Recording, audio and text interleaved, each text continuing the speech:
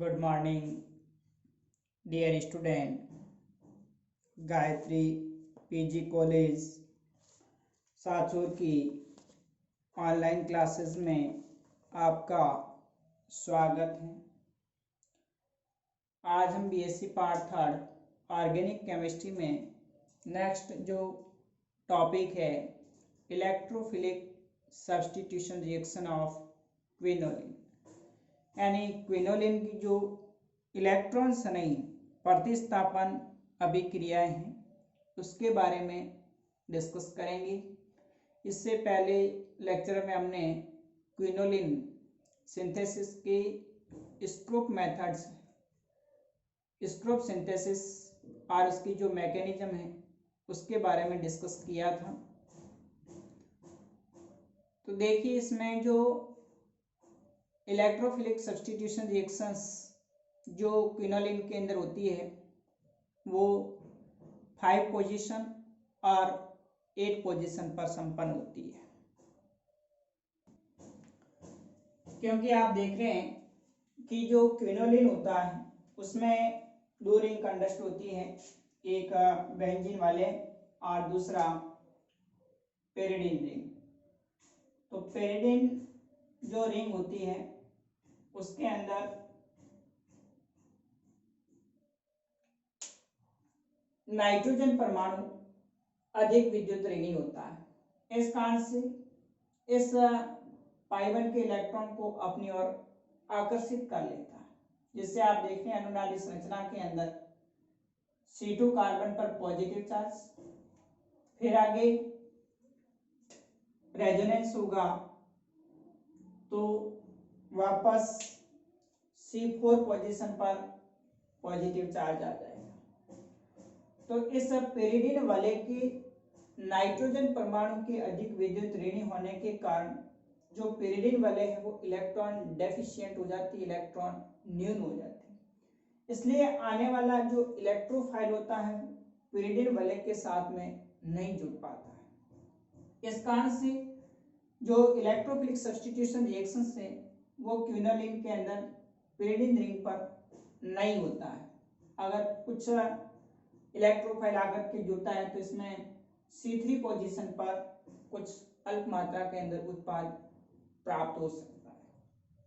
तो आप देख रहे हैं जो रेजोनेटिंग स्ट्रक्चर फर्स्ट और सेकंड के अंदर पेरिडीन वाले में C2 पोजीशन पर और C4 पोजीशन पर पॉजिटिव चार्ज है।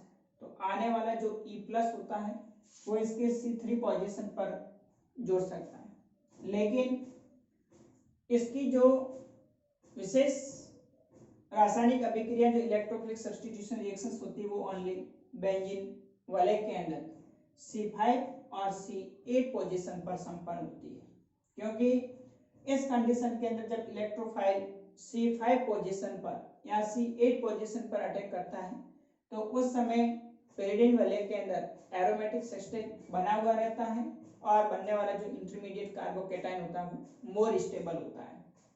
तो यहाँ मैंने लिखा है कि क्विनोलिन में इलेक्ट्रोफिलिक सब्स्टिट्यूशन अभिक्रिया बेंजीन रिंग की 5-8 पोजीशन पर संपन्न होती है। जो C5 और C8 पोजीशन है बेंजीन वाले की वहीं पर संपन्न होती है।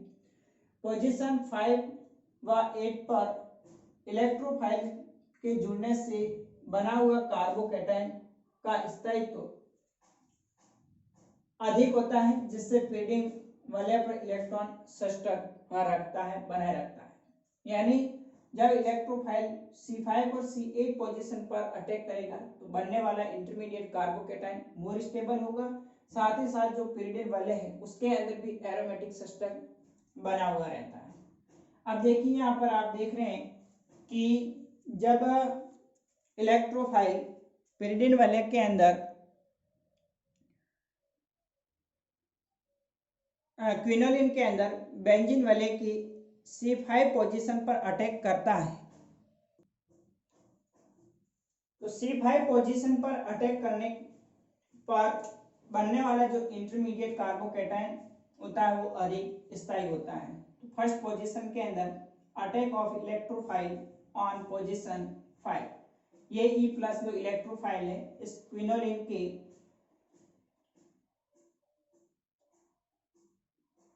जब C5 कार्बन परमाणु पर अटैक होता है तो देखिए आप इस पाई बंध के इलेक्ट्रॉन को लेकर इलेक्ट्रोफाइल C5 कार्बन के साथ में जुड़ जाएगा।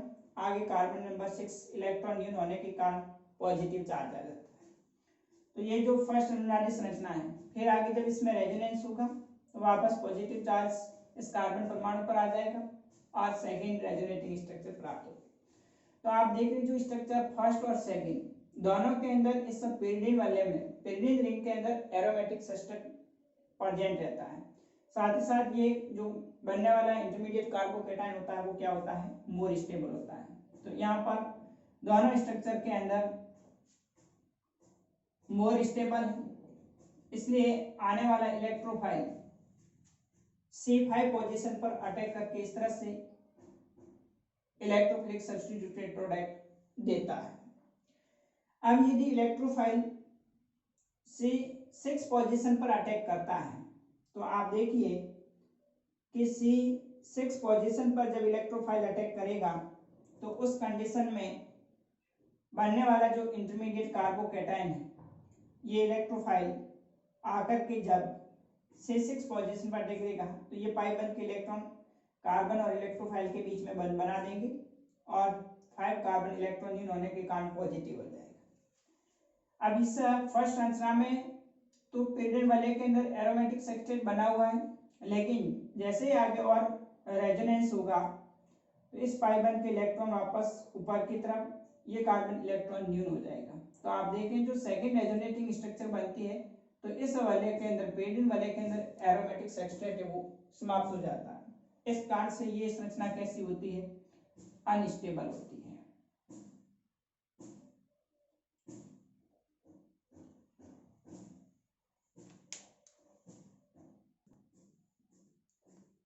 थर्ड पोजीशन के अंदर जब आने वाला इलेक्ट्रोफाइल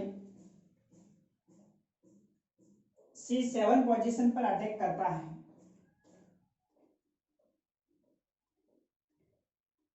तो देखिए जब इलेक्ट्रोफाइल इस C7 कार्बन पर अटैक करेगा तो यहाँ से पाई बंध के इलेक्ट्रॉन कार्बन और इलेक्ट्रोफाइल के बीच में बंध बना देंगे। ये कार्बन जो C9 है वो इलेक्ट्रॉन न्यून होने के कारण पॉजिटिव हो जाएगा।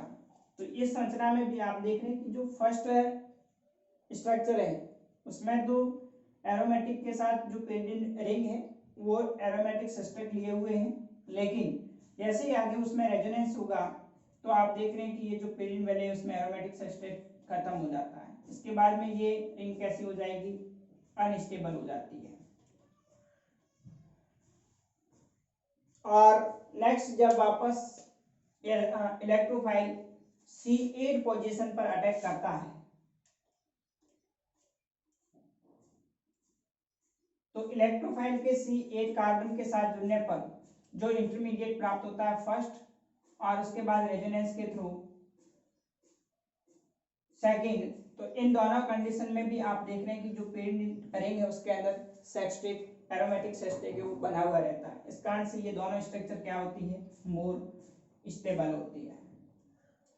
तो इस कारण से जो क्विनोलिन होगा उसके अंदर इलेक्ट्रोफिलिक सब्स्टिट्यूशन रिएक्शंस होती है वो बेंजीन वाले की C5 पोजीशन और C8 पोजीशन पर आने वाला इलेक्ट्रोफाइल जुड़ करके सब्स्टिट्यूटेड प्रोडक्ट देता है। तो जब एग्जाम में सवाल पूछा जाए कि क्विनोलिन के अंदर इलेक्ट्रोफिलिक सब्स्टिट्यूशन रिएक्शन किस पोजीशन पर होती है और क्यों, तो इसमें आप इसको आसानी से समझा सकते हैं कि जो क्विनोलिन है उसके अंदर pyridine वलय में नाइट्रोजन परमाणु अधिक विद्युत ऋणी होने के कारण वलय से इलेक्ट्रॉन को अपनी ओर आकर्षित कर उसको इलेक्ट्रॉन डेफिशिएंट इलेक्ट्रॉन न्यून कर देता है, इसलिए इलेक्ट्रोफिलिक सब्स्टिट्यूशन pyridine वलय के अंदर नहीं हो पाता है।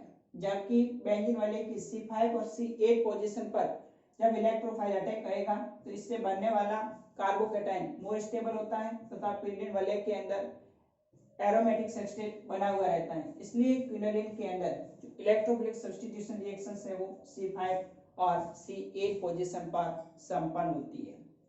अब हम इसमें कुछ इलेक्ट्रोफिलिक जो सब्स्टिट्यूशन रिएक्शंस है, जैसे नाइट्रेशन है, सल्फोनेशन है, एलोजिनेशन है, मर्क्यूरेशन है।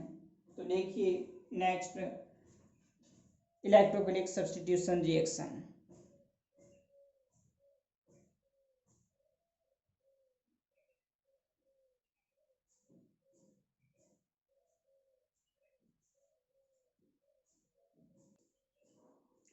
देखिए इसमें जो इलेक्ट्रोफिलिक सब्स्टिट्यूशन रिएक्शंस है क्विनोलिन के अंदर, तो पहला है नाइट्रेशन।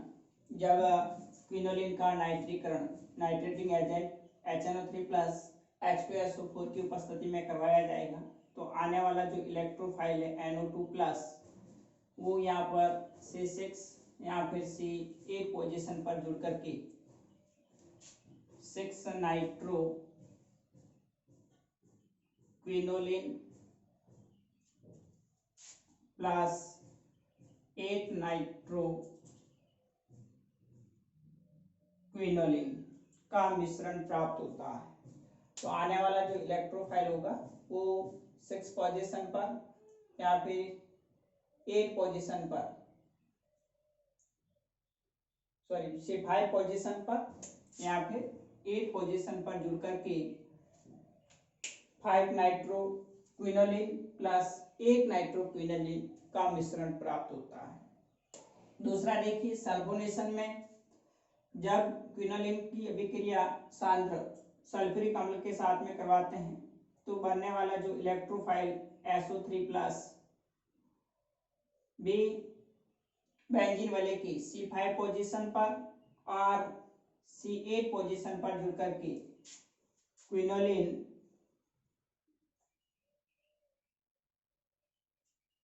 5 सल्फोनिक एसिड या फिर प्लस क्विनोलिन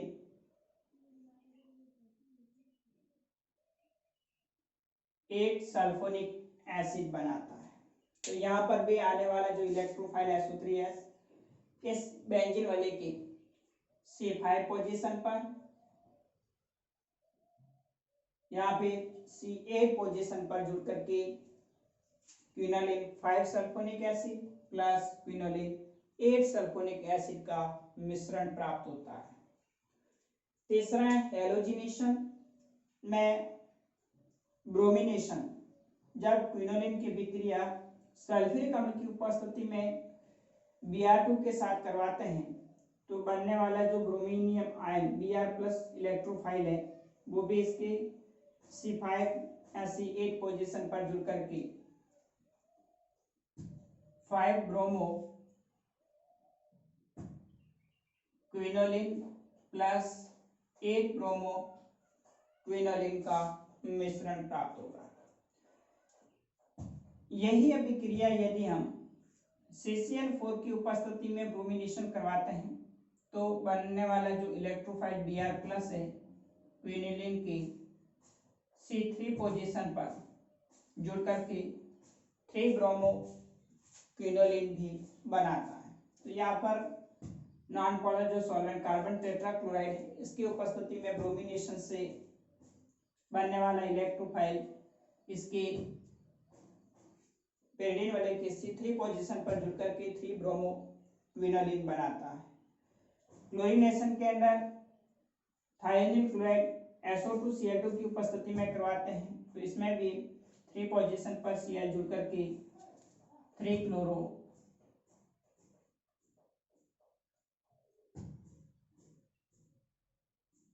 क्विनोलिन बनती है।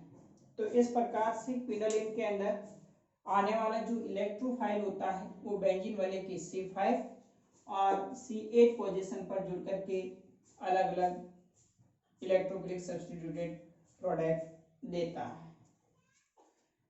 इसके अंदर जो फ्रीडल क्राफ्ट अभिक्रिया होती है, फ्रीडल क्राफ्ट अभिक्रिया वैसे तो सामान्य परिस्थिति में पॉसिबल नहीं है, लेकिन यदि बेंजीन वाले से कोई इलेक्ट्रॉन आकर्षित समूह जुड़ा हुआ हो या OH समूह जुड़ा हुआ है, तो इस कंडीशन के अंदर उसमें फ्रीडल क्राफ्ट अभिक्रिया एसिटिल क्लोराइड के साथ में करवाएंगे, तो आने वाला जो इलेक्ट्रोफाइल होगा वो इसकी C5 पोजीशन पर जुड़ करके सब्स्टिट्यूटेड प्रोडक्ट देगा।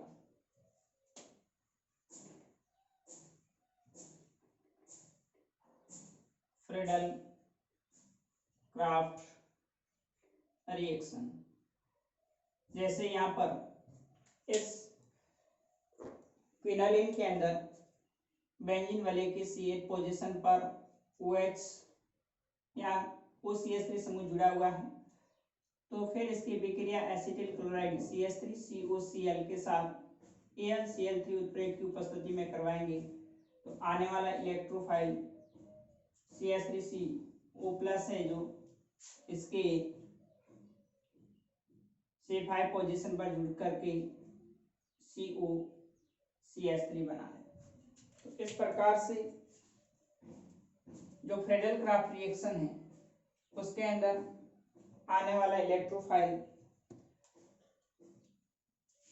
C5 पोजीशन पर जुड़ करके सब्स्टिट्यूटेड प्रोडक्ट देता है। तो ये थी जो क्विनोलिन की मुख्य इलेक्ट्रोफिलिक सब्स्टिट्यूशन रिएक्शंस।